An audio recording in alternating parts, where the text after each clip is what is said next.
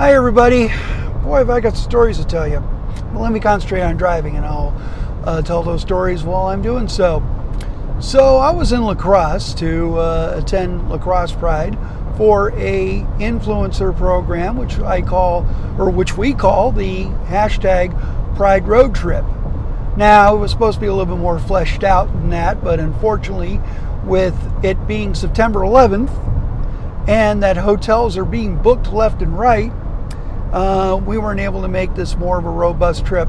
Not only that, but La Crosse Pride also canceled an indoor event because of the rise in cases in La Crosse County. So with all this stage set, I went down there. I took a nice morning drive down US 61, and I got there. I parked, and I knew something was up when I got to where the Pride was. So there was a guy with a bunch of people lined up, and I thought they were going to do like a potato sack race, if you ask me.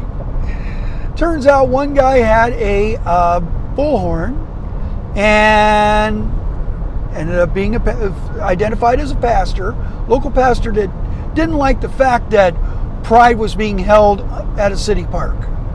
So, and he was somewhere between upset at the fact that he was being told to leave, on top of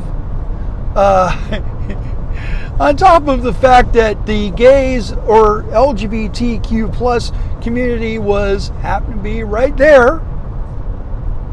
So it was hilarity because the guy decided to walk through the entire festival with the bullhorn in hand and was confronted a few times by a few people, including another pastor, who I have never seen a pastor dressed up like that.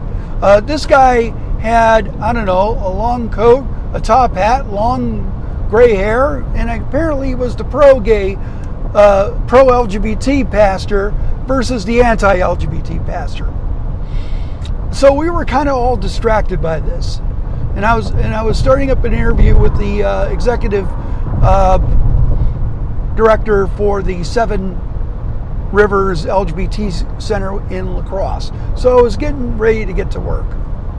Now, cut to maybe about 5-10 minutes later, this same anti-LGBT pastor flagged down a La Crosse Police Department cruiser and was complaining about that he was getting kicked out and that he didn't like the fact that the Pride was happening on city property. You know, understandable. Yes, he was upset. He's paying taxes, blah, blah, blah. Oh, it gets better. Oh, and don't mind that. All right, so it gets better. So the La Crosse Police Department, he was driving a Explorer cruiser, started to park into a spot. While he was doing so, he smacked into the car behind him. That would be an older Equinox. I think by that time the pastor took off. He was done. I don't think a police report was filed, but there was certainly a police report being filed into the accident. I was just distracted, and I got to admit to the semi-comedy that was going on this morning at La Crosse Pride. I did get my interviews. I did walk around, talk to a few folks, and it was a small pride, but I got a sense of community from it. I got a sense of community that is dealing between a town that kind of welcomes LGBT folk, but has had a rash of violence against it. I'll talk about it in my stories. I'll get that covered. Now, on my way out of town, so I've got the 2021 Highlander XSE from Toyota, and it's got a manufacturer plate in the back. Now, I got some guy in a black Toyota Tundra Platinum pickup truck, pulls up, he and his wife, pulls it, "Hey, are you from Plano?" he thinks I work for Toyota headquarters. Wow. What was I going to say? Turns out the guy owned the dealership in La Crosse, a Toyota dealership. I mean, you can't make this stuff up, right? I mean, wow. I got to tell you, it wasn't a very interesting day in La Crosse.